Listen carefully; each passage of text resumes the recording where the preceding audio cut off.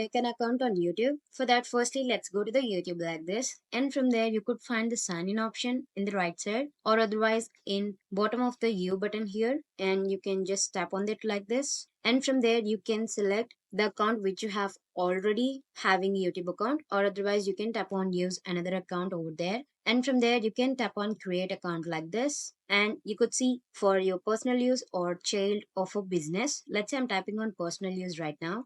So I'm going to type my name here like this. And from there, I can tap on next like this. And you need to select your date of birth. Let's say I'm going for this January and 2002 like this. And you can select that, or otherwise you can tap on next here.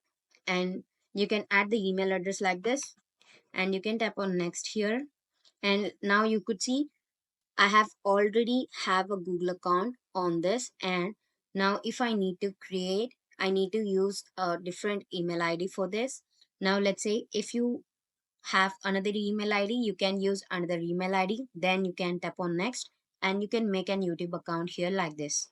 Thank you.